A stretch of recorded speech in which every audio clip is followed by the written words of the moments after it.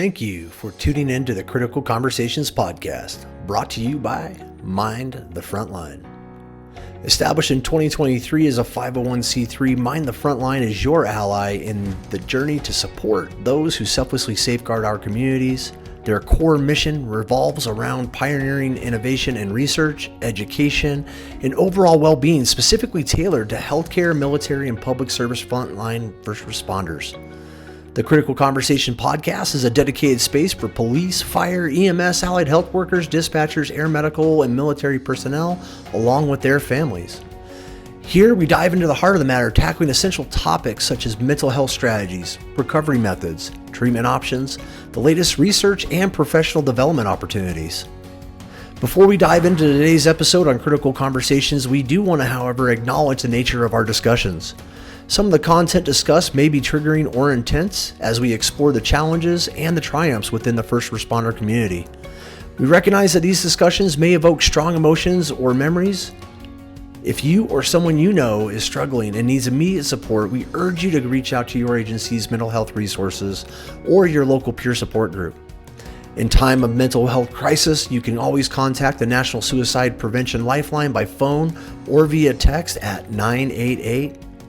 Please remember, you are never alone and help is always available.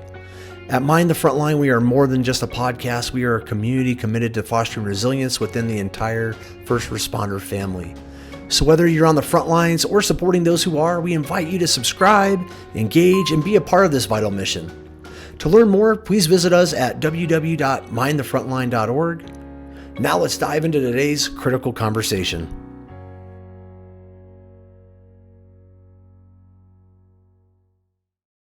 First responders, listeners, and Mind the Frontline members, welcome back to another episode of Critical Conversations by Mind the Frontline. Today, I'm honored to have a guest who brings knowledge and experience to our ongoing mission of fostering resilience in the first responder community. Our guest today is Eric Chase with EMS Improv and the EMS Improv podcast, where he brings the yes mindset to first responders and their organizations using comedy with a purpose.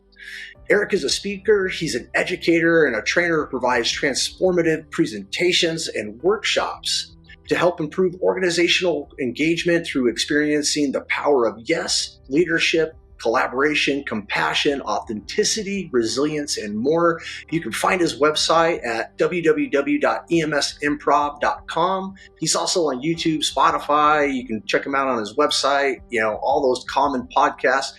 Just do me a favor, get on there, give him a like, and share his episodes. Without further ado, let's jump into today's episode and glean some valuable insights from our esteemed guest, Eric. Eric, welcome to the Critical Conversations podcast. Chris, thank you very much, and it's a privilege and an honor, and I bring the humility of my experiences also to the time that we'll share. So thank you very much, and I'm grateful to be here. Well, so are we, Eric. Thank you so much for making the time. We've been kind of following each other over the last, I would say several years. You're a former paramedic. You're very passionate about mental health and first responders. And I think we share a lot of the similar type of experiences, which has kind of drawn us closer over these past couple of years, and more specifically these last couple of months as we continue to collaborate with each other and find ways where we can help each other and our organizations out. I'm really excited about this topic and the topic that you chose about unrealistic expectations and how they kind of could be a hindrance to our recovery, really. When it comes to unrealistic expectations, when we look at those, we think about like the pressure to perform, at least for me and my expectations, are those unrealistic at times? Are they realistic? How do those expectations kind of affect you and kind of what you do in your day-to-day and your recovery? The unrealistic expectation specifically is when I find myself in a position where I'm not accepting the things that I cannot control. And for me, like for example, we had a conversation earlier where I had a cumulative test this morning where I did everything that I thought I could do well and right, studying, the mindset, the effort, the sleep before, and I thought I was prepared for it. And it was the worst test that I have result that I've had in years, including taking microbiology and chemistry physiology, anatomy, and everything else as I'm pursuing a second degree. And that made me really actually sad. I was bummed. And so the outcome that I got did not measure up with my expectations or my anticipation of what I was going to do. And I wasn't in a place to have received that information. And I should have set my mind to the potential that life happens and that we're not always successful and that failing does happen. And for me, as I continue to learn and grow, I try to make it that knowledge and skill gap from failure to success is diminished. And I immediately called my wife, and she said hello a couple of times. I had a difficult time bringing to terms my failing of the exam. And simultaneously, it was cathartic in a way that I let the truth out. I didn't fester. I didn't let it stay within me, and I didn't choose this time to try to get through it on my own. And she just said, we'll figure out what we have to figure out. We'll cross the next bridge when we get to it. And having people in relationship, I think, are the most important for any of us in the first responder world, in our family lives, in our personal and professional, where we can reach out when we're feeling something adverse potentially, or even positive, because we need to share the positive as well. But that's a big thing for me, was I was not able to accept that reality in that moment. And it can be hard, I know when it comes to being a first responder, and working in a high stress environment, balancing expectations, at least for me early on in my career, was extremely hard because I didn't know how to appropriately set those boundaries. I didn't know how to really set realistic expectations. I feel like it has kind of been a challenge over my career because, throughout my career, for example, you have an expectation of you want to become a critical care paramedic, for example, or maybe you want to become a police sergeant, or maybe you want to become the nursing manager of your floor unit or the lead dispatcher. We have these kind of ideas or expectations based on our upbringing, based on our environment, who we are, our character, our morals, and all those lead us into these expectations, which sometimes can lead us to continue to grow, which is a good thing. But sometimes we can lead them, especially if we don't achieve them, being such of the type A personalities that we typically are, or just highly driven and motivated individuals. I find the challenges of, how do you accept those failures when you don't meet those expectations? And really being able to go back and look and go, hey, was that a realistic expectation in the first place that I had? Or, was it not? And if it wasn't, then how can I readjust that, reframe it in my mind and apply it and let it go? Just like you kind of did today. You saw, you had a challenging exam. It wasn't the results that you expected. But then you were able to apply some of the tools and the resources that you've learned over the years and how to overcome that, expectation. It could have been unrealistic. It could have been, a realistic expectation. But, the challenges I think lie for us first responders is what do we do when we don't meet those expectations, and how do we let that go? I wholeheartedly agree. And that brought up several points as you were sharing some of those points with me. So the personal reflection versus the professional. I want to talk about something professionally that helped change my mind shift to the point where when there was a failure, the outcome, the measurables weren't what I had hoped for based on my clinical observation, my treatment modalities, and everything else.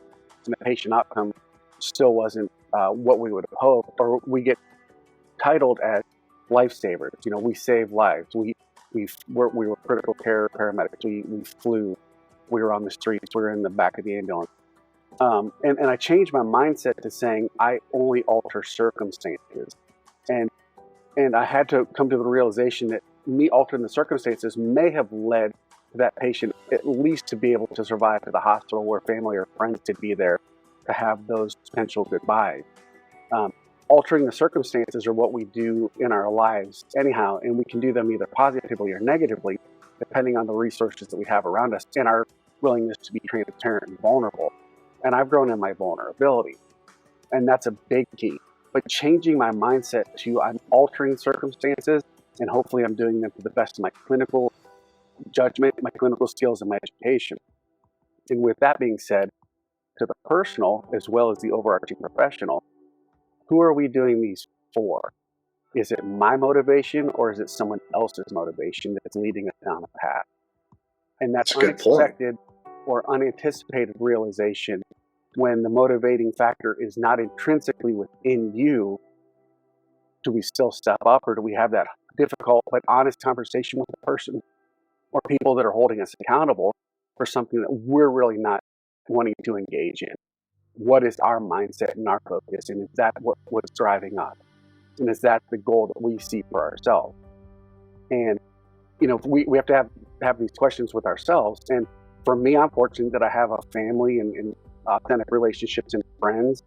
And I also go to therapy. And I think that's super important to be able to share that with your listeners, that to have these conversations, particularly with a professional, a therapist, a counselor, a psychologist, or psychiatrist. It takes away some of those personal feelings that we have about giving and sharing with somebody that loves us. And sometimes we find it hard to love ourselves unconditionally. So thus, we're not necessarily loving someone else unconditionally. And that can cause deleterious effects in the relationship, not only at work, but at home and with our friend groups as well. Absolutely. It's always a struggle, I think, as a first responder. We have these expectations when we go on calls. For example, I go on a 911 call, or maybe it's a HIMSS or, a helicopter EMS mission as a flight paramedic. I have this expectation of, okay, you get the dispatch, you see the call notes, you start formulating, an image in your mind and how you're going to treat this patient. And I never go into any of those calls, and I wouldn't expect anybody of our listeners, would be saying, hey, I go into work to fail, and so the expectation that I have when I go to a call or on a mission is that I'm going to be successful. I play it in my head. I envision the scene. I envision the patient. I do all of this before I even get to the actual, call. And once I get there, you start adding more information based on what you see, sight, smell, all of that. And you continue to formulate these expectations in your background about how this call is going to go, or how my clinical treatment's going to go, or the clinical expectation or course of the patient based on my treatment. And when that doesn't go the way as planned, I can tell you it definitely throws me through a loop. And it's something that I struggled with throughout my career. And I would get off shift, go home, and I would take that unrealistic expectation and all the feelings behind that, and it would spill over to my marriage.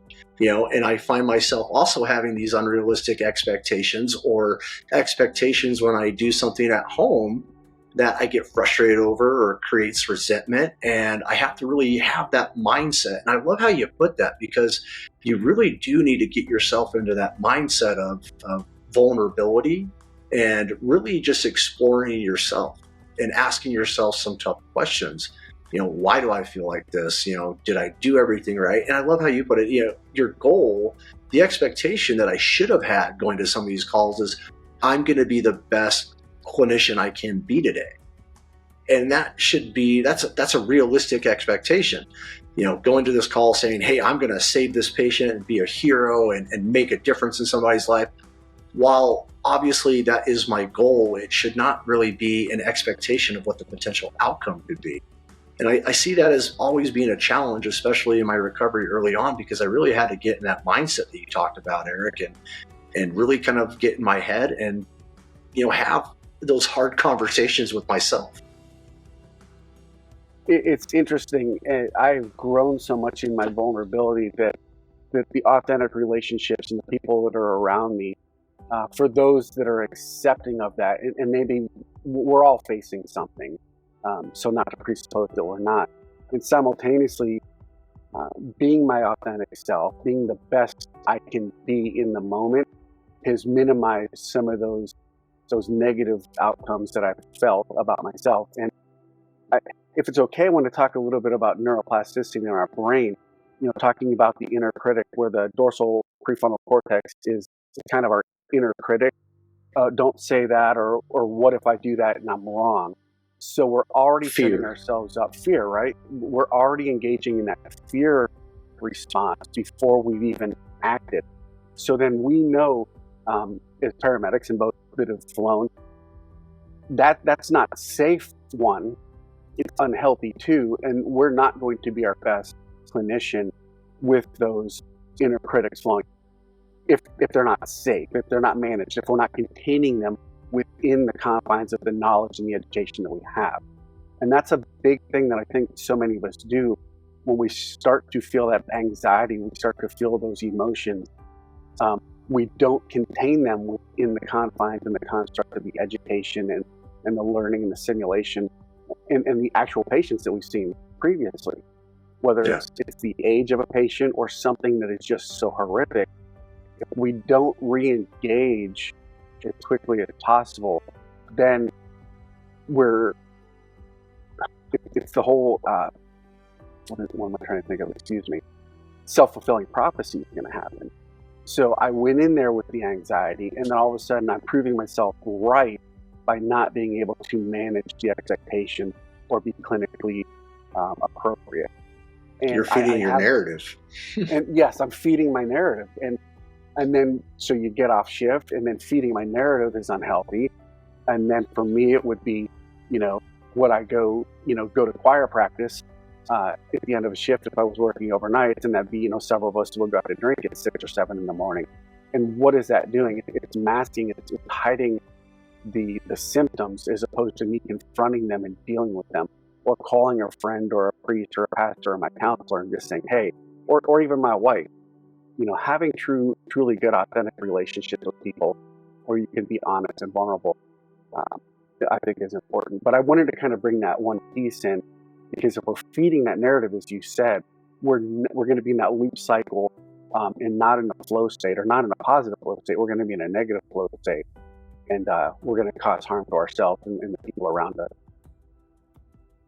And we've all been there, right? I have the same story. I would get off shift and it would be beer 30 at 7:30 in the morning, and we're hanging out and we're debriefing that way, which, is masking some of the symptoms. It's not giving me that opportunity to be present, be clear of mind, and be able to work through some of these problems that I might be struggling with.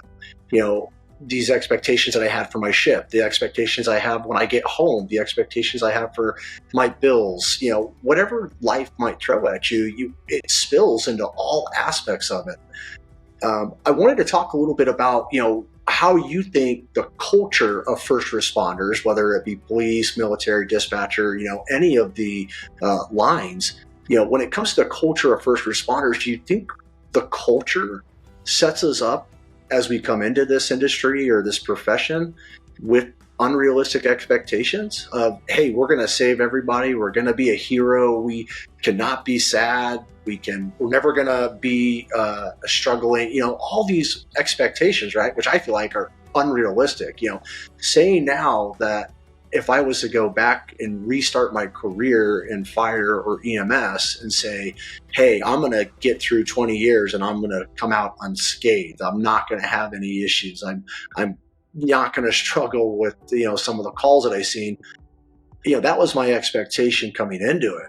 And the stigma around mental health has definitely, I think, helped form my narrative early on. And now I'm trying to change that narrative because, hey, you didn't fail. We never fail. The patient failed or this, we put it off. But at the end of the day, the expectation I had when I came into this profession was, hey, I'm going to wake up and love going to work every day. I'm going to enjoy what I do. I'm not going to struggle. I'm not going to have any difficulties or challenges. And when I do, I'm just going to basically say they never happened, or it's okay. I'm going to put on a kind of a facade.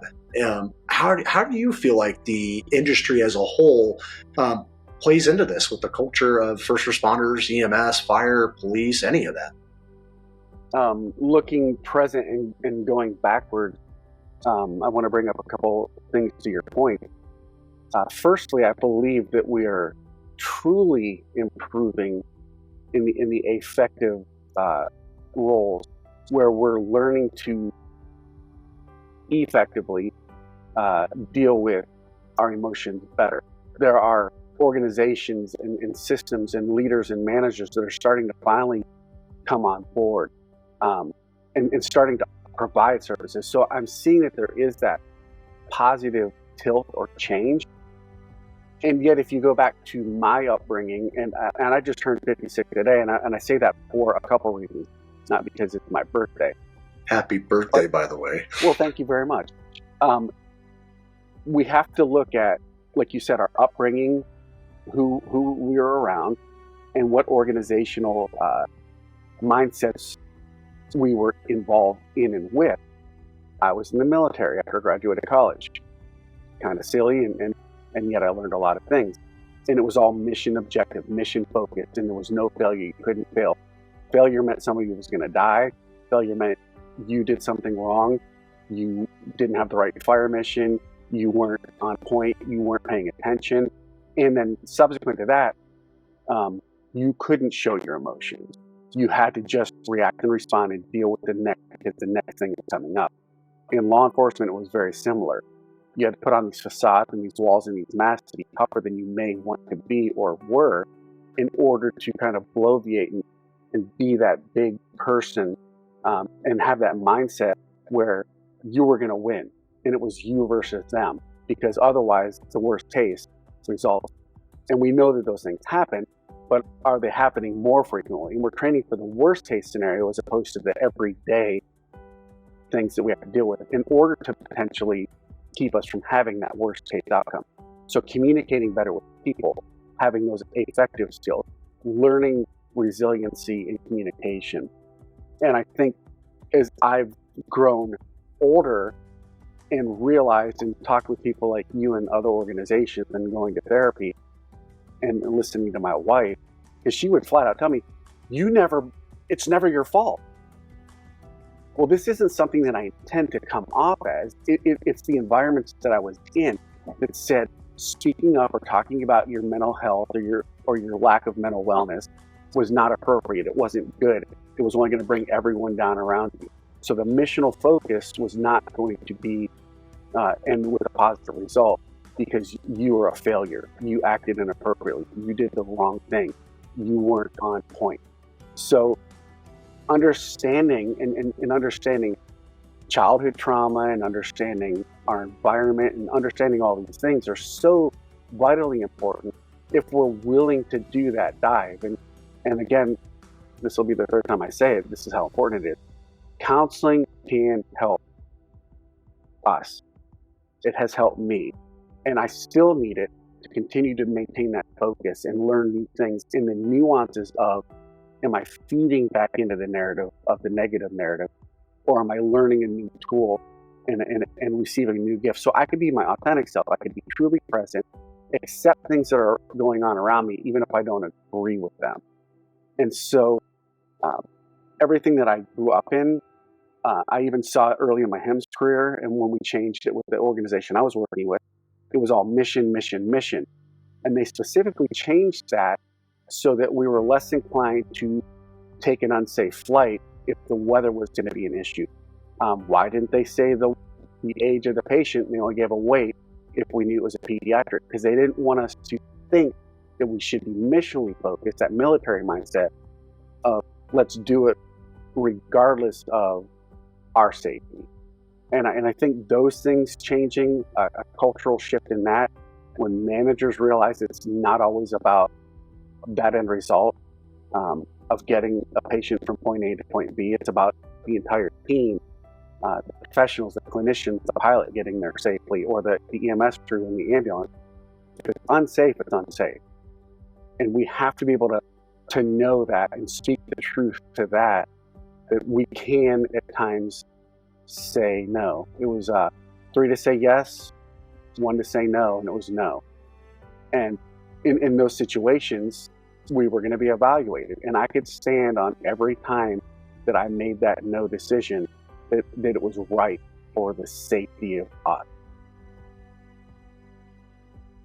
I feel like the culture for me when it comes to expectations, like when I came into this, the culture, the industry, the professions, they already have, an expectation, right? The expectation of there is no problem you have seen that shift, and I love how you put that, because you are seeing, these new modern leaders. You're seeing shifts in train of thought. You're seeing more and more organizational culture changes where they really do foster, a growth set mindset.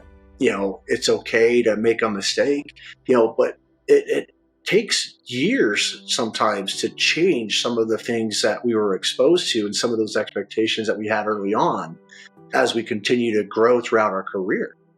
For me, it was more, I had the expectation that if I ever needed help, if I ever got so far down into the pit of despair that I was going to hurt myself, I would reach out to someone and there would be immediate help, the fanfare. It's like calling 911, everybody's going to show up.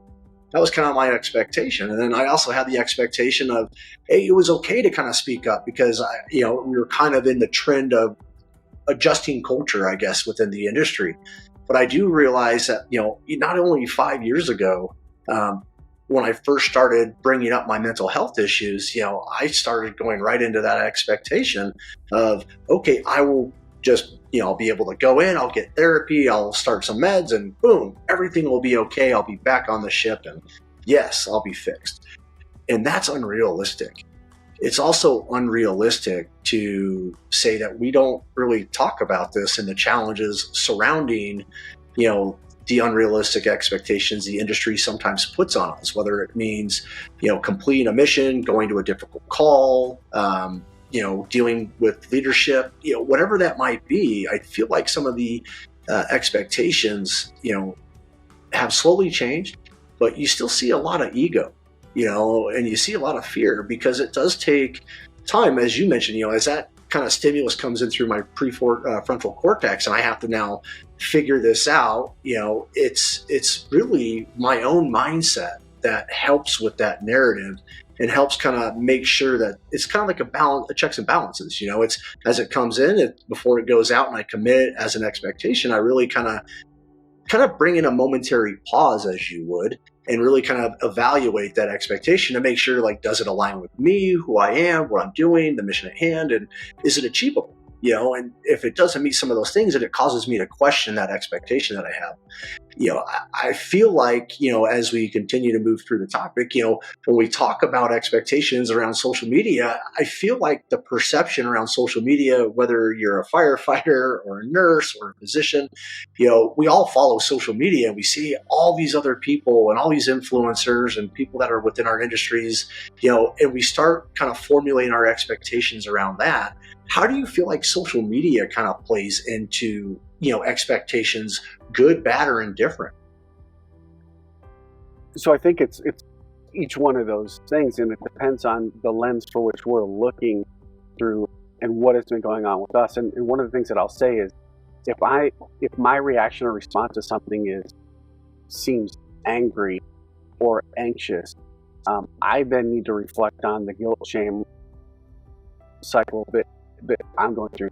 I didn't allow myself to pause, as you were speaking about, to do the checks and balances, and I became reactionary versus responder, using all of those things that I have the tools, I have the capability, but I became too reactionary.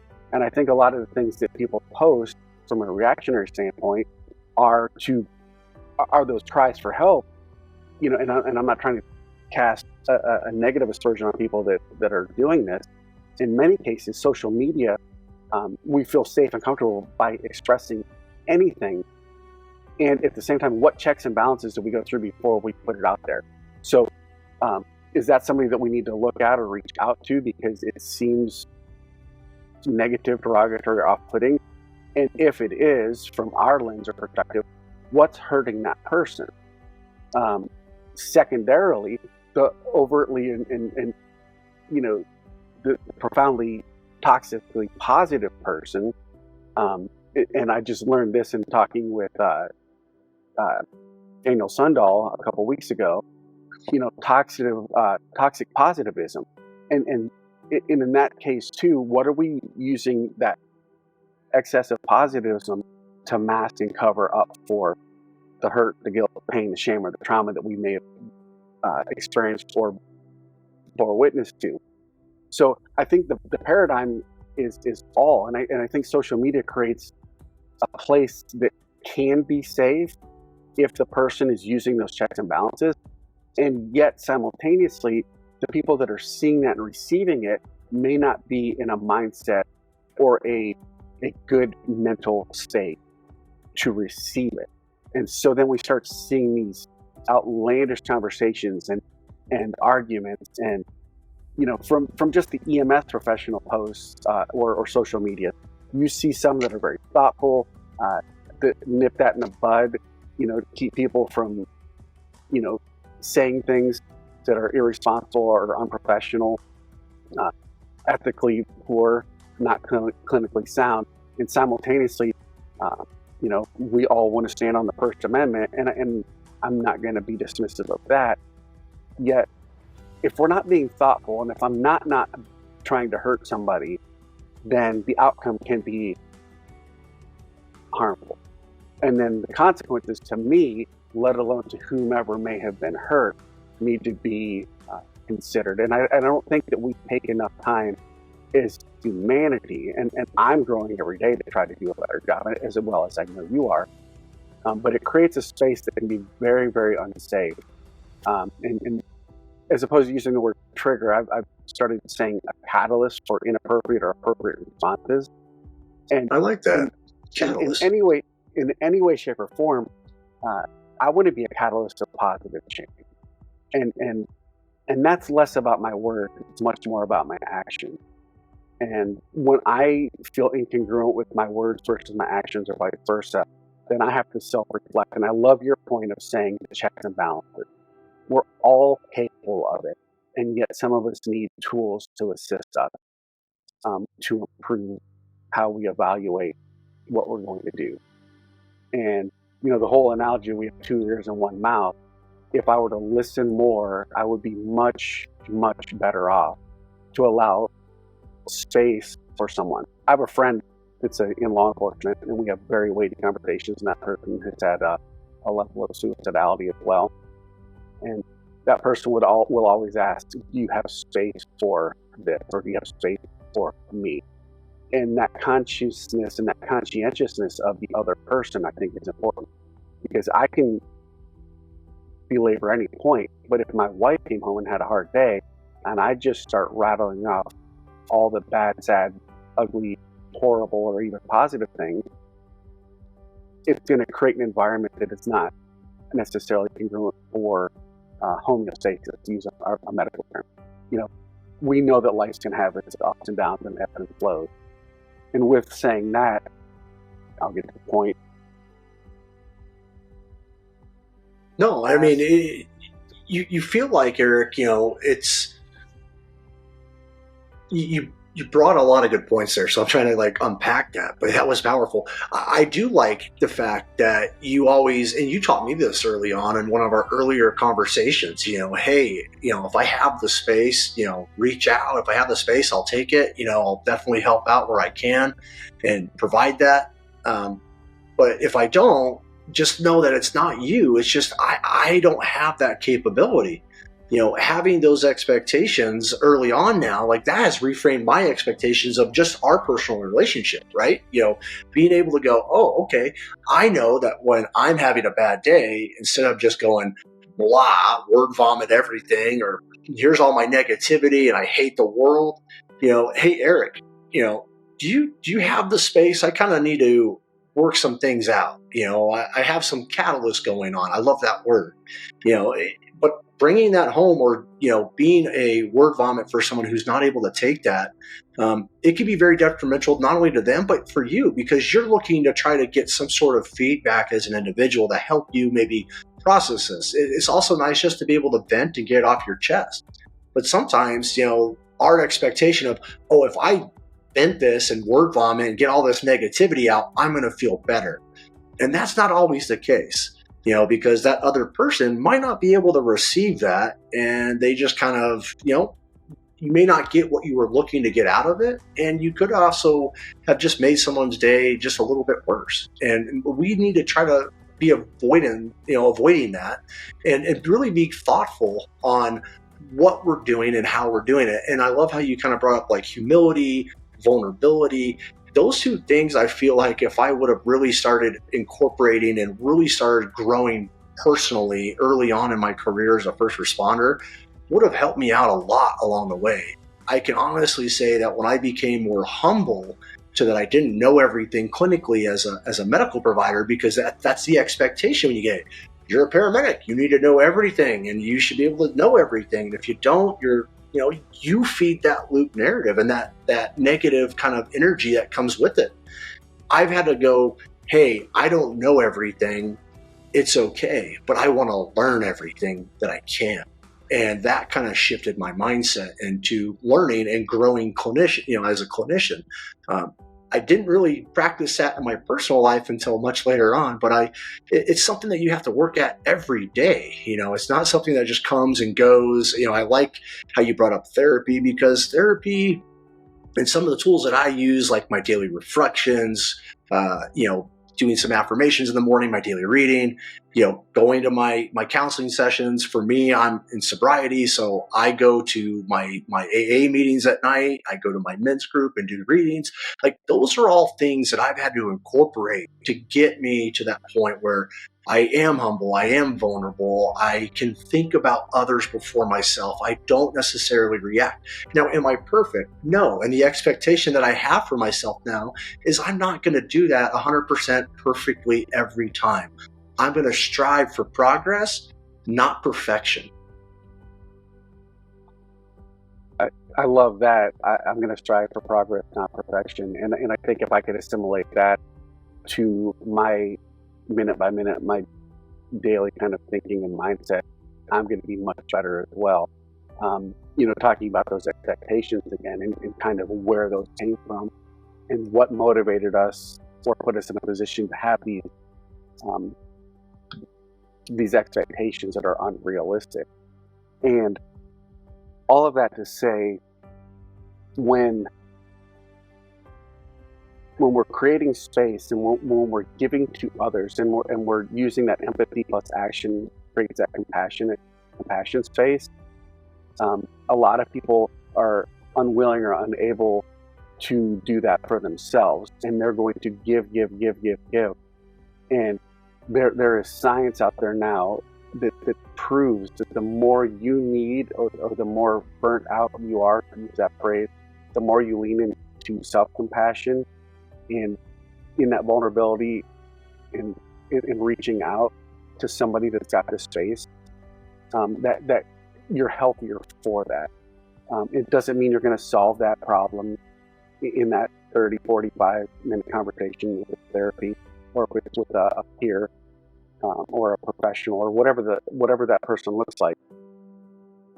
But you're starting to unpack and you're starting to see what you really truly need to deal with and what the focus actually is. And that person is going to probably be able to see from an outside perspective the most important things based on what you're telling them. Because so often I can get overwhelmed and anxious on the minutia of what's going on because I'm avoiding the thing that I need to deal with. And it kind of goes back to my call this morning. I could have worried and just become profoundly anxious throughout the entire day, nauseated, probably borderline depressed. And yet I decided that it was most important to call my wife to just start that conversation now. And starting the conversation now, I think for any of the listeners that are having it, growth starts in those uncomfortable conversations.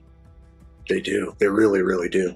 And it's so important. And I'm just, again, grateful to be here. One of the things that I feel in having this conversation is when I heard you say, I want to be there for other people. And when I don't have space, or if somebody calls me at an odd time or an odd hour for that person, and I'm doing something because I'm very intentional about not taking my phone at certain times when I'm with my wife to have that specific family time or with the grandkids. That's awesome. Because I knew, she said, you're saving everyone else, but what about our family? Wow, that was illuminating and kind of a gut punch.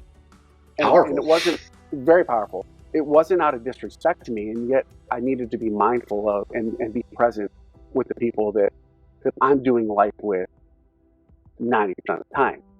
And then somebody's going to say, well, if you're working shifts, you're spending more time with your work family than you are with your family. And I don't disagree with that. And I think we can all relate to that. If you've spent time in, as a first responder in public safety, I mean, we burn ourselves out. We work a bunch of overtime. We're saving everyone else except for our family, and more importantly, except for us. We don't do a good job with it, because as long as I'm saving other people, I must be okay, right? The fear of failure. Yes, and I think, and that's the thing, I must be okay, and it's on a foundation of sand as opposed to concrete, 30 feet into the ground with those pillars, steel rod. It's not on a foundation of support in long-term growth. We are going to fall, and we're going to fall hard when we don't have these other resources to our avail.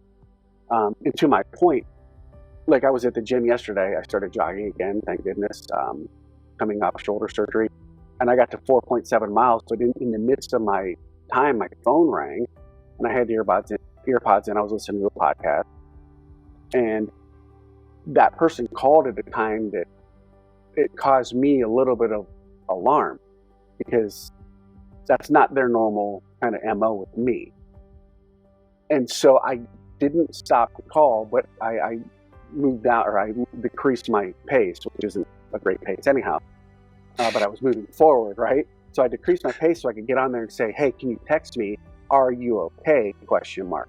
Because realizing that person's going to tell me whether or not they need to talk now, or versus, hey, call me in an hour or two when you're done, creates that relational perspective that too often we're transactional versus relational. So I gave them an opportunity, and they gave me an opportunity to say where we were in space and time. And yet, if it's an emergency, if it's a crisis opportunity, I'm going to take that, because I might not be able to help them, but them talking to me is going to be a stopgap or a bridge until we get them to that right resource. I love how you do this, and it brings me to, I think, I had some really good points I want to bring up based on what you just said, Eric. I read something, or I didn't read it, I watched it on Sunday on 60 Minutes, actually. They were doing a episode just to kind of relook at, the 988, National Suicide Prevention number and hotline, and the studies and some of the research that we're now starting to get out of that. What they found is that if someone called or utilized, because you can text 988 as well. So if you don't want to talk to anybody, please, we're always good at texting. But they found that 50% less likely that individual would actually go on and commit suicide. It's crazy, just by talking to somebody. So having those ability to and reach out, and say, hey, talk to a friend, talk to your spouse, but you have to have some of these things in place beforehand. And that also goes to what you just described, which I love, is the healthy boundaries that you put in place, not only for yourself, but for others. You set those boundaries of, hey, I'm going to put my phone down and be present through these times to focus on my family and healing my family and not healing other people. I'm going to turn inwards. You also bring up some really good points of, I think it goes into, talking a little bit about being okay with failing. We all have a fear of failure. And when we have an expectation that we don't meet, we immediately go to, I failed, I'm not worth it, I don't have a purpose. That negative narrative just kind of spins out of control depending on what your mindset is and where you currently are. When I look at, what it looks like to be okay with failure or challenges, I like how you kind of put it, because I find myself doing this more and more as I set healthy boundaries for myself. But if someone calls, if it's not an emergency, it's something that maybe I'm focusing on myself, or maybe I'm burned out, maybe I just don't have the space. I try not to ignore them, but I kind of gently let them know, like, hey, I'm kind of busy right now. Is it an emergency, or, is this a crisis? Or, you put those kind of words based on who you are and how the person that you're talking to and who they are to you. But I find myself more and more being okay with failure. And I never thought I'd be okay with it, but I fail at a lot of things, Eric, now. And I look back and I go, that's okay, because I failed at that, but guess what I learned from it? And I take those positive things out of it, not the negative. I used to always look at something as failure and go, oh, I failed. I didn't study hard enough. I didn't do a good enough job on scene. I'm a cruddy medic. I failed this family, and I would take all the negative stuff out of that. And I wouldn't even consider some of the learning points, some of the positive outcomes. There's always something that we can learn from. There's always some light of positivity. It just the shift of mindset when that stimulus comes in through your prefrontal cortex and our amygdala, and we scramble around. What does it look like when it comes out on the other end? And having kind of a filter through therapy, through medication, through listening to podcasts like this and yours and other people, like that has really helped me with my filter to be okay with failure and know that failure is actually a part of life. It's a part of the job, and it's a part of who I am. And the more I find myself embracing that failure and saying, hey, I may not have met that expectation, but it's okay. This is what I learned along the way. I mean, for example, a lot of people may not know this, but, I recently stepped down from IA Med, which was a training company that I founded almost 6 years ago. I sold it in 2021. It's no longer mine, but I had this expectation when I sold it that, we were going to finally get all the resources that we needed and all this other stuff. I had these expectations that were unrealistic now that I look back at them. But I held on to those expectations for the next 2 years until they slowly started eating away at me. I became resentful. I became angry. You mentioned during our call this morning, and that was super enlightening for me, Eric, but you mentioned, Chris, I don't know what it is, but it's palpable. You seem like you got your energy back, you're fired, you just seem like you're your older self again. And really what that was and what it has been, and it didn't happen overnight. It's not a light switch that you turn on and turn off. It is something that I've had to grow, learn, and accept over the last several months, and be okay with walking away with that expectation of saying, that was an unrealistic expectation, and I failed to meet that unrealistic expectation. Okay, I didn't fail at what I did. And that helped shift my mindset to really kind of continue to go forward with Mind the Frontline, the podcast, and all the other great things that we're doing. But man, it feels reinvigorating almost, because I was able to let that go. I let the fear of failure go. You had said so many things, and I felt some things when you said that. You were like, wow, thank you for saying that, because you noticed it. And I think that's important, firstly, and not, tipping the cap to myself, but because I felt it, I thought it was important to say. And that's, again, what we often haven't done, you and me or many of the listeners, acknowledging where people are. And just because I might be in a shit place where I was when you called me because I was driving after the test, I don't have to dwell in my crud to be able to recognize something positive. And that shared experience allowed us both to grow. And I came out of that call in a better mindset. It didn't stop the fact that I failed, and yet the shared experience and the growth of me listening to you and hearing that you have started to find your purpose again, and you're starting to set realistic expectations and recognizing what unrealistic goals and expectations are, and you gave yourself grace.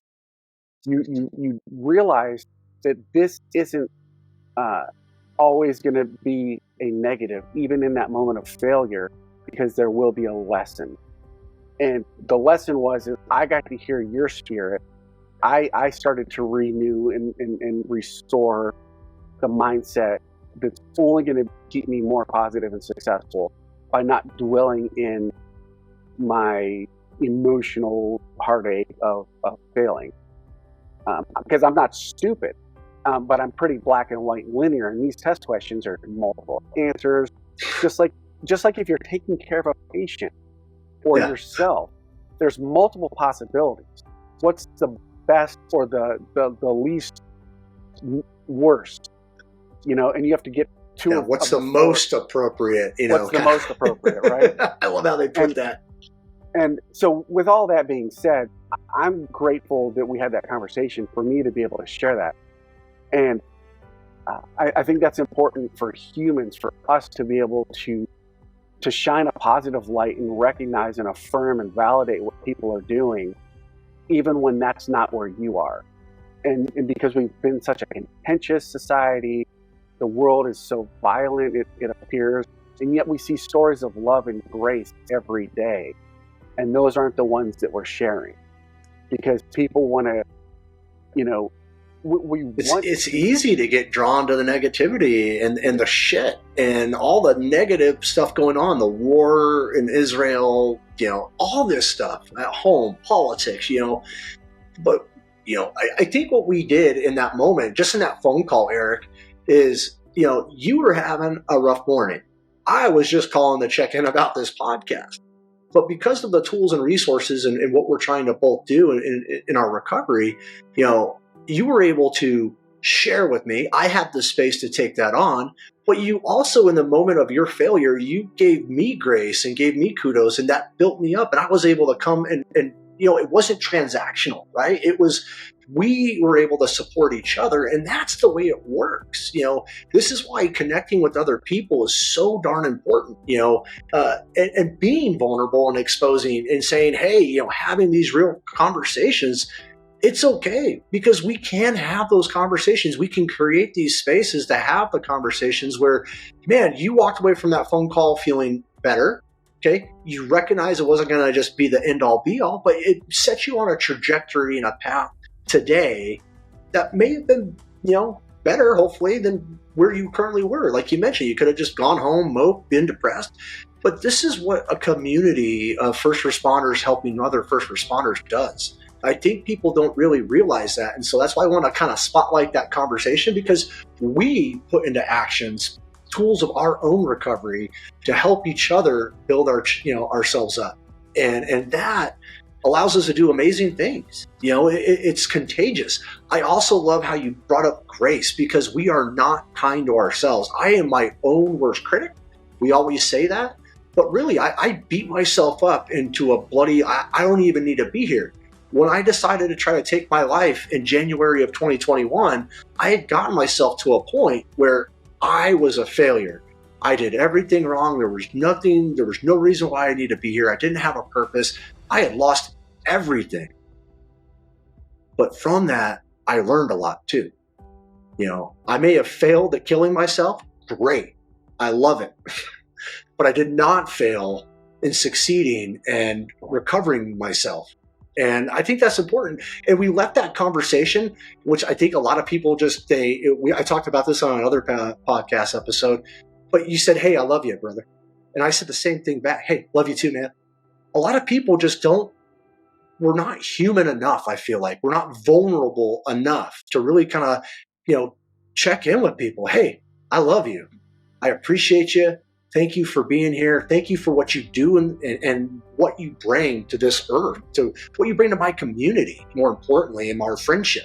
Those are little things that we get lost when we have these unrealistic expectations, is the human aspect and how we need to be human. We need to be vulnerable. And that all takes practice through, like you mentioned, therapy. That was a good place for me to start being vulnerable, because I had to start there before I could even be vulnerable with myself, let alone my family, my friends, my colleagues, coworkers, students, everybody else around me.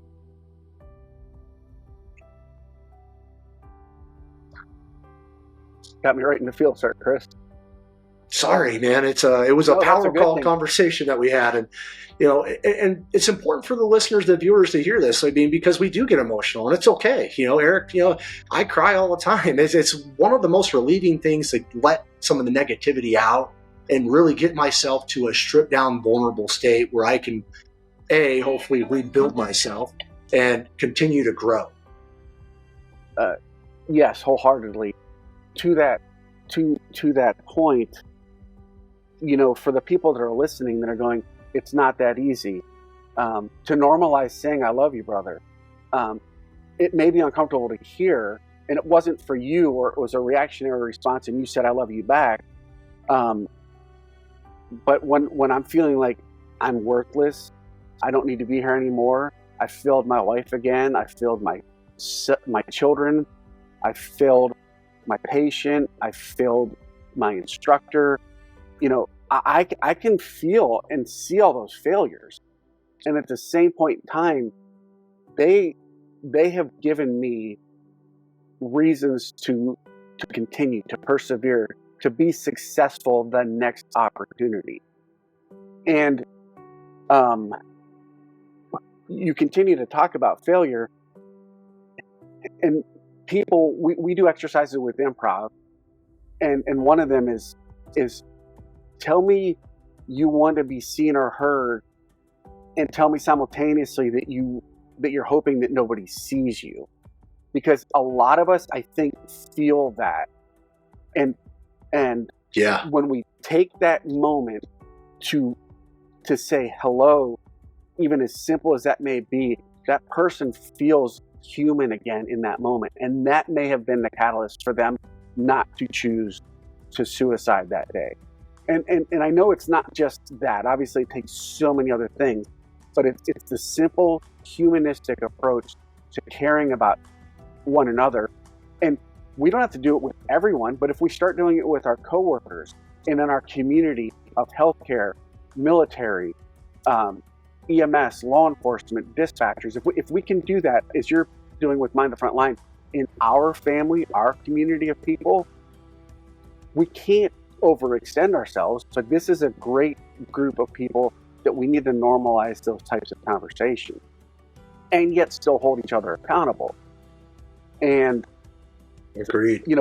We celebrate failure in improv. And so when we talk about the left prefrontal cortex, the limbic system, the amygdala, the hippocampus, that whole inner critic, we can change our neural responses. And thank goodness science has shown us through all the studies at Stanford and Harvard and the compassionomics studies out in New Jersey, and those other universities that are doing it, that show we can fix this.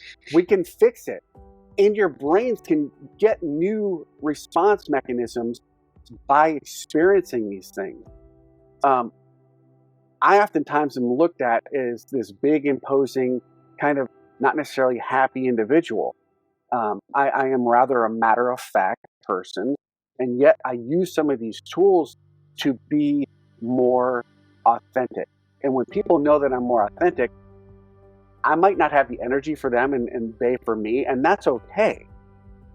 Yet I'm not changing anymore to be liked or to like. I'm going to continue to grow so that person recognizes that I am authentic. And if they ever need me as a resource, I am going to be that resource.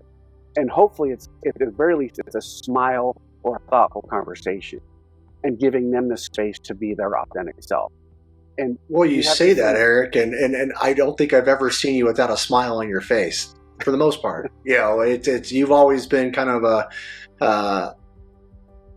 pillar of happiness, at least in my eye, and that's just the way I look at you. Don't take offense. I know you're probably not always like that, but you can definitely, it's palpable that you try, and you try to impact others through positivity. Thank you, and I do, and hearing that more often from people and doing that.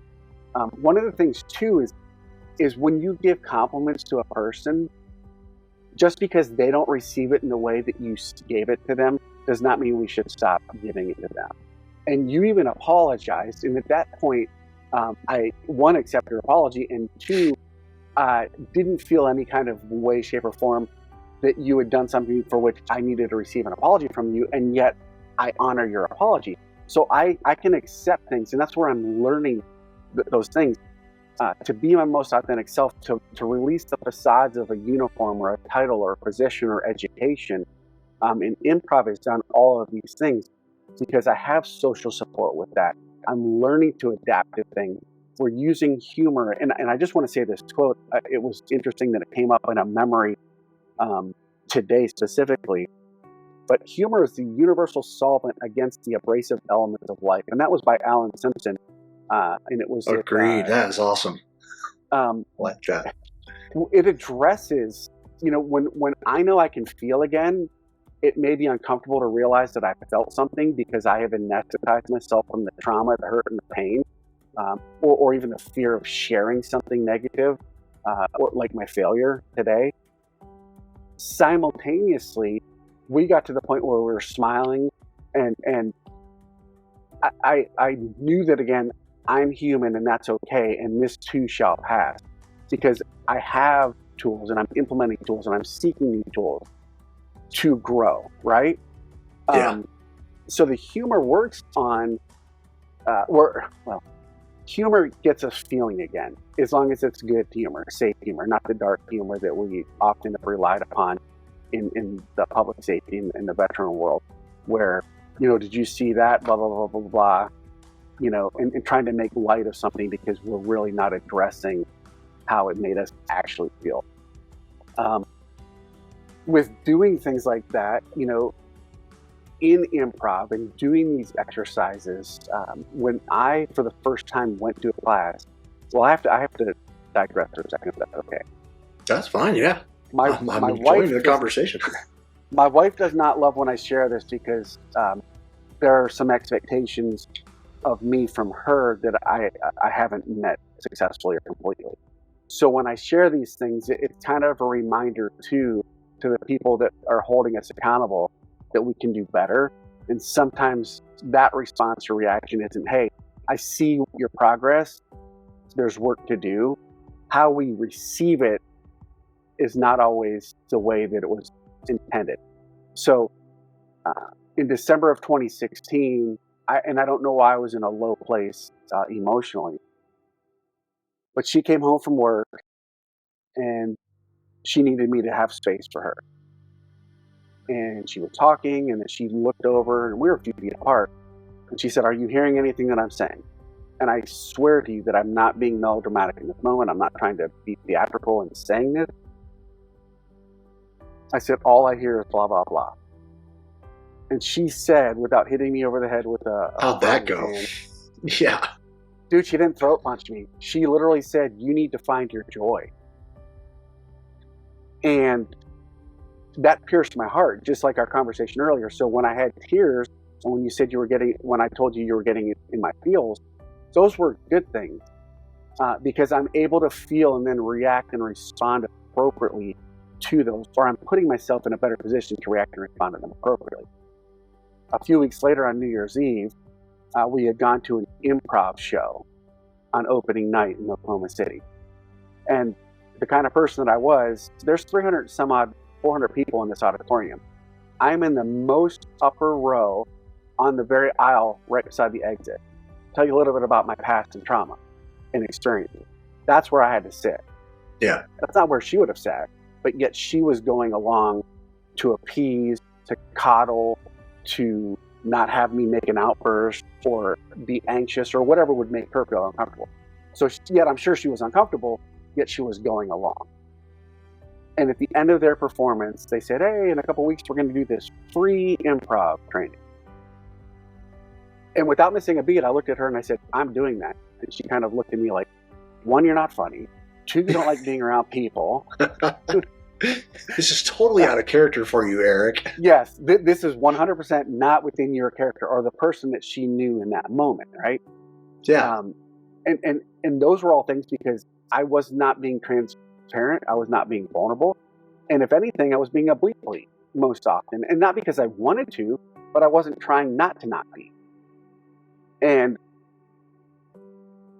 I went to this and she goes, "Well, I'm going to go with you and watch." And it was the first time at that time, 2016, 7 years, so I was just under 50, that I was laughing for the first time, not at people, not making fun, but I was laughing pure joy.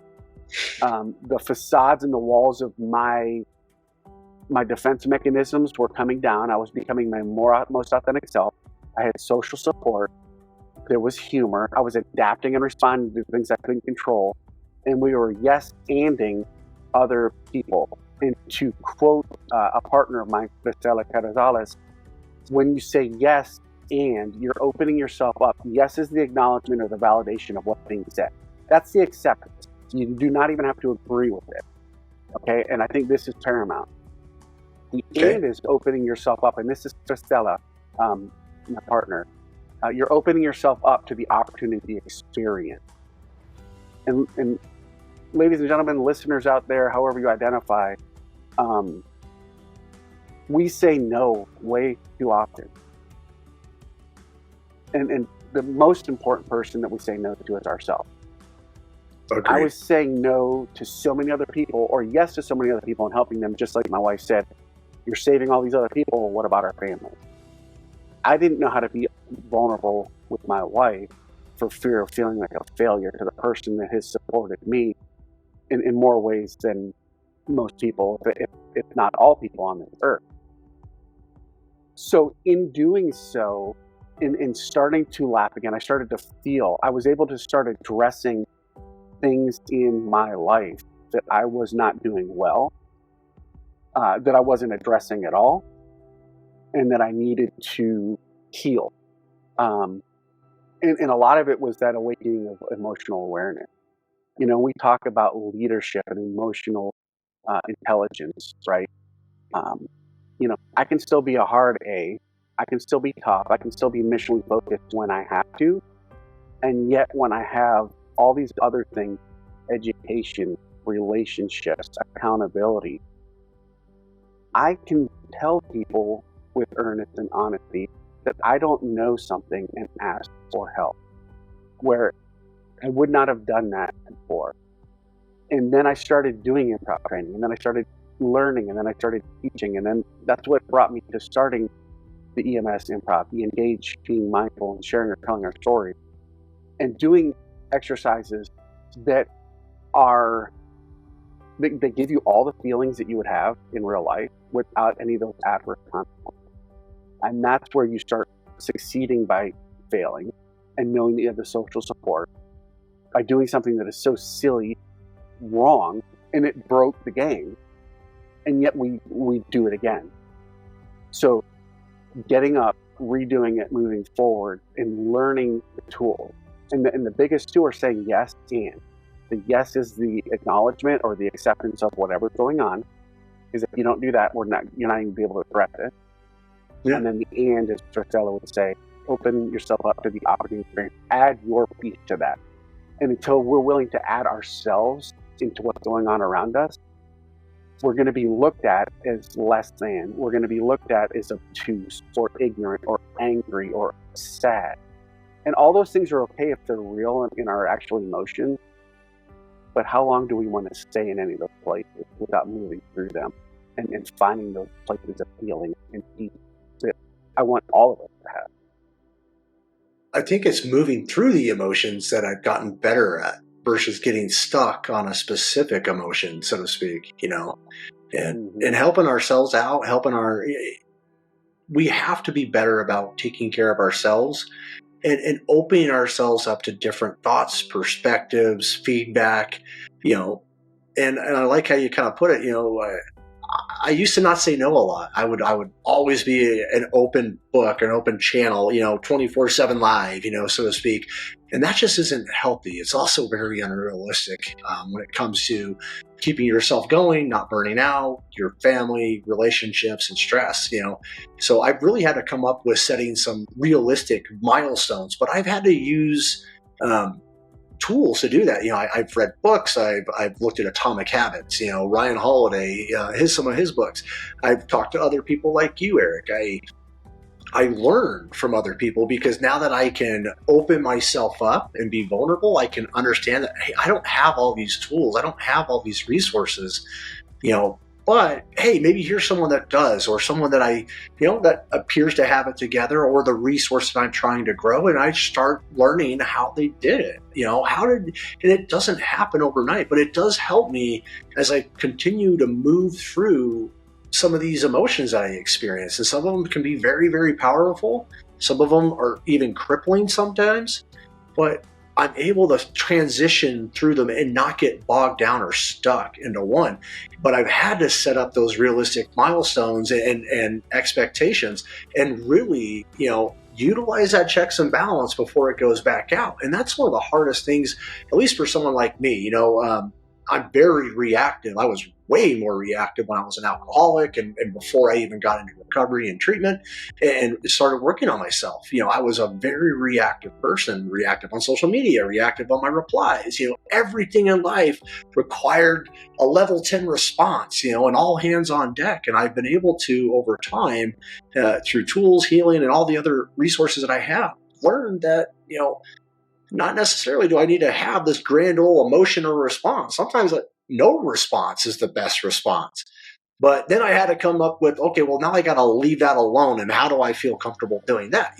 So you will continue to explore and recognize things within yourself, areas of places that you can grow. I call them challenges. Some people call them defects in AA. It just depends on how you look at it. But, one of the things I did like about AA as I was going through and working the steps was the fact that they teach you that, hey, not all your character defects are just going to go away. Like, some may never go away. And that's okay. You just need to learn how to cope and manage them. And here are some healthy tools versus alcohol or substance abuse or, aversion, diverting, any of that. You have to be kind of open to that and taking that in. And it's really a great experience. I would highly encourage a lot of people to really start looking at, letting things go, and accepting, once again, being graceful with myself, because as I accept the things that I cannot change, I learn to let them go and live with them. And that allows me to now move into the next phase of that. Okay, I got to live with this. Cool. It's part of who I am. It's part of who I'm going to be, and now I can kind of move more into my, authentic self, and those around me know who that person or that individual or whatever it is that's going on in my life at the time. But it takes time and practice, and, therapy, as you've mentioned, having conversations with your friends, connecting, being vulnerable, but more important, understanding that if or when you fail, because it's inevitable, or if you have what we would call a character defect or something you don't like about yourself, or, it could be body image, could be anything, your temper, for me, it was my temper. It was, how I would react to my kids, my wife, things like that. I eventually learned that I have a defect. This one may not go away, and that's okay, but I'm going to continue to work on it. I'm going to continue to be aware of it, because if I'm aware of it, well, guess what? Now I can choose how I respond or react to it. I love that, and it brought up a point in me that as soon as something can be identified, that defect, and in some cases for people out there that are afraid of getting a DSM diagnosis of a depression or anxiety for which you're seeking medical and therapeutic treatment, and then doing any of those other things, yoga, meditation, mindfulness, exercise, improv in my case, whatever we're doing, the greatest fear and the inhibiting point for many of us is getting that truth out there, and confronting the truth of my character defect or my diagnosis. And I can only say from my experience and in the people that I've talked with and worked with, that is the 180-degree opposite of what actually happens. It's now something that you can hold on to, you can deal with it, you can effectively work with it and around it. It doesn't change. You just start doing life differently to deal with that. And your point, you said you're working through it, you're using the techniques and the tools to deal with that in you. And I'm doing the same thing. So if you're 13 or 73, getting it identified will make it easier to deal with, because what our minds are doing are creating these things that are unrealistic and not even in many cases accurate. So we're our own worst enemy when we're not getting an answer to some of the things that we're dealing with. And I think that is difficult too. When we used to go on all these calls, and particularly suicide calls or really traumatic, signal 30 traumatic death calls, my mind, I got to the point, Chris, where my mind would take me to the worst place in the world, kind of like some of the Dan Son art that he's done through his healing and recovery and resiliency. Yeah. That when I saw in real life that victim or that patient, that human being, I was like, that isn't as bad as I was expecting. And it was horrible. And what I was doing was minimizing or over manifesting the truth. So my brain was playing horrible tricks on me. And then I was seeing them in nightmares. I was seeing them in because it was like I was trying to mess around with the reality. I was trying to change my perception of the reality to make it something that I could understand. So you could be okay with, so you could accept. And I could be okay with it. Yeah. Yeah. I mean, and then we often do that. Like we shift our own perspective and our own reality to fit so we feel okay, right? Because we don't want, we have the fear of, I don't want to feel like I'm not okay. So I'm going to make this fit and make it what it is, when in reality, it's not that. Yeah. And it would tear me up. And until I was able to safely, to use Daniel again, he created 2D art from the 3D world and the imagery of his mind to start a healing process. And through therapy, counseling, and EMDR, I'm now able to have these things that are unsafe if left not captivated within my mind in the safety of therapy. But I know all these places that I put these things safely and encapsulated them, that if I need to address them, I can bring them out.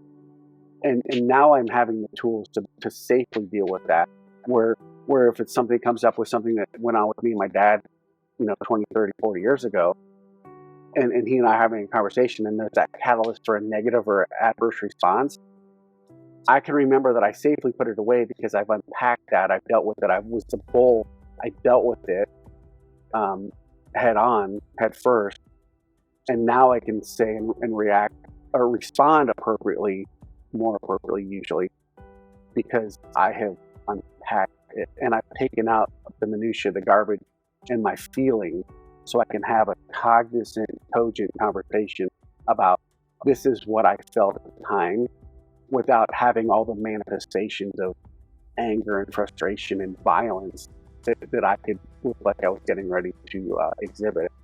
And then we have growth in that as well.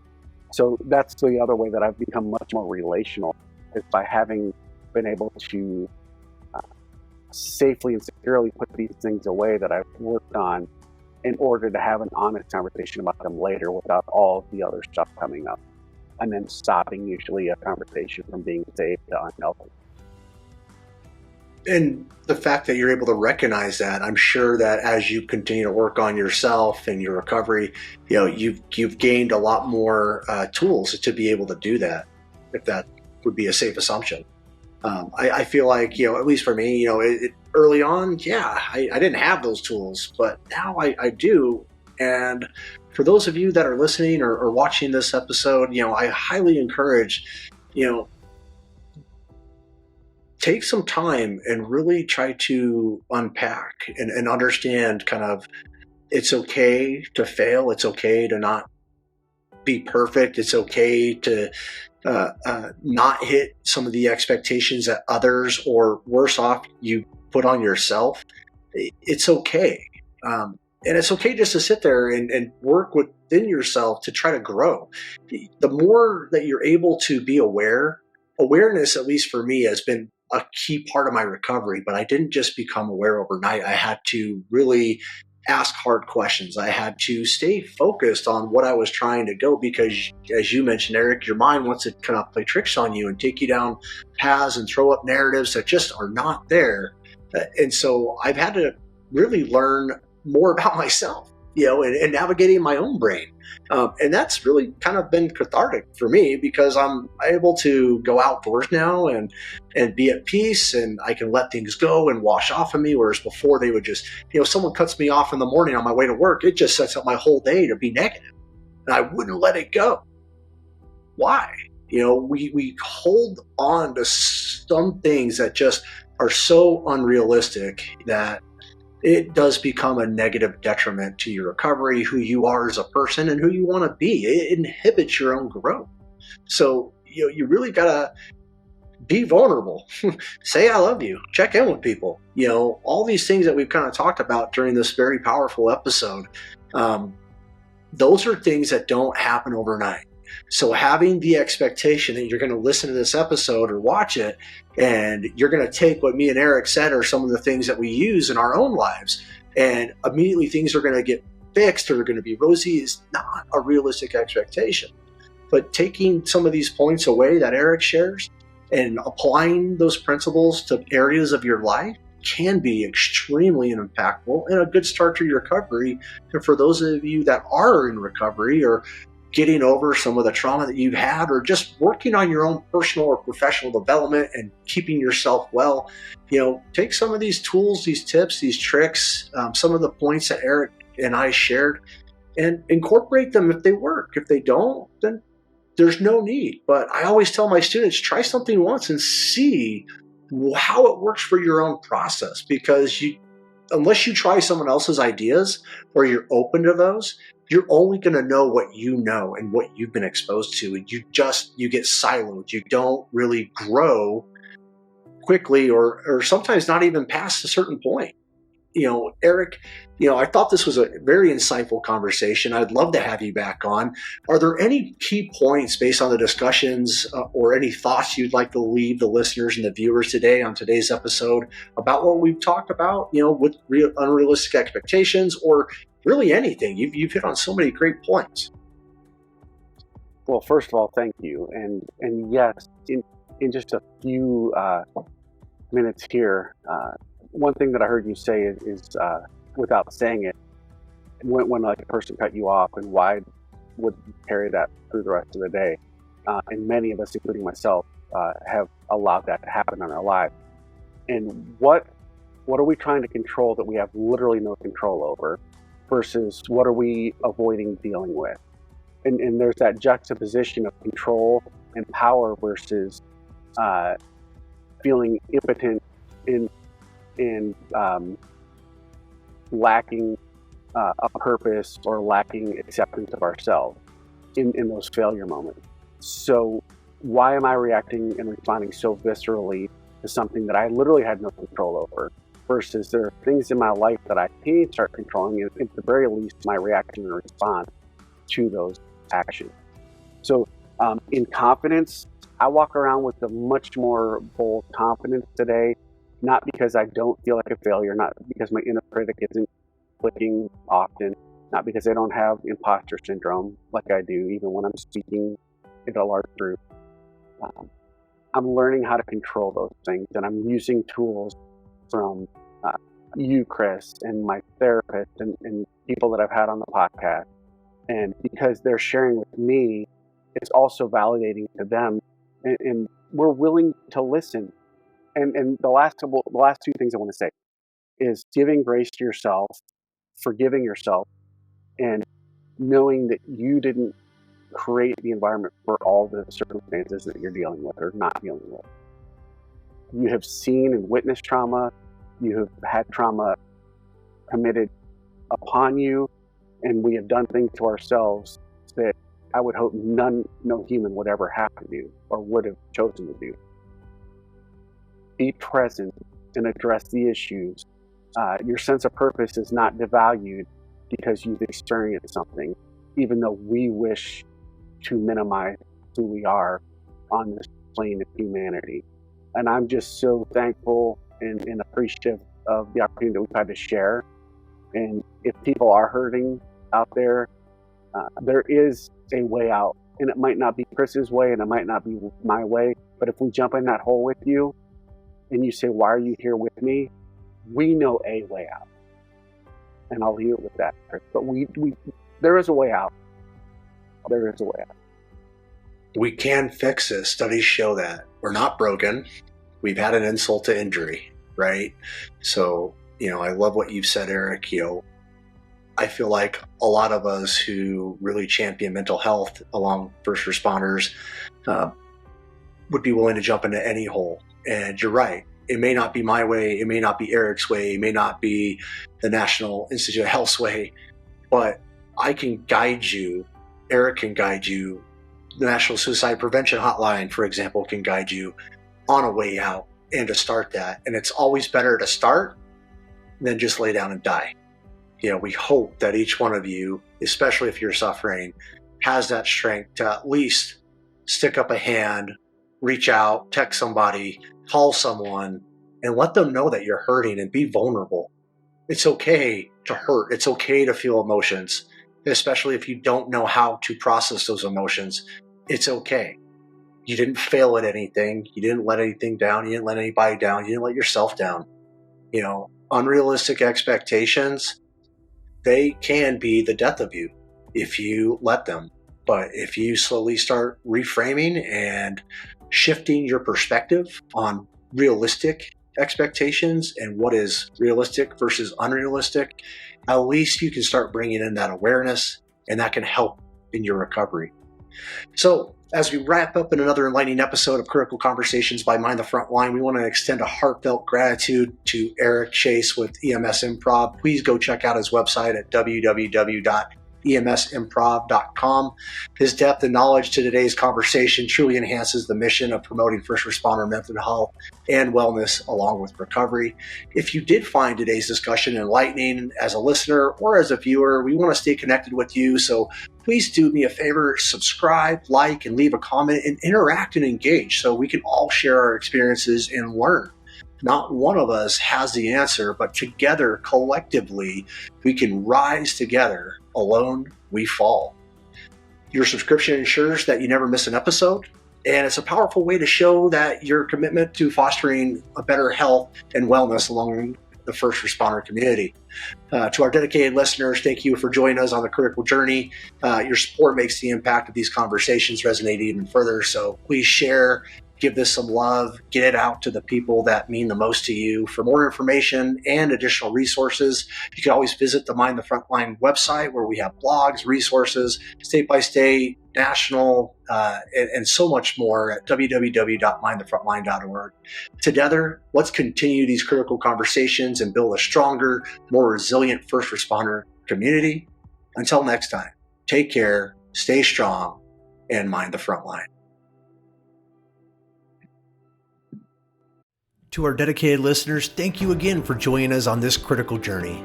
Remember, the Critical Conversations podcast is a steadfast resource for police, fire, EMS, allied healthcare workers, dispatchers, air medical, and military personnel, along with their families. Your support makes the impact of these conversations resonate even further. If you found today's discussion enlightening and want to stay connected with our ongoing mission, please be sure to subscribe to the Critical Conversations podcast.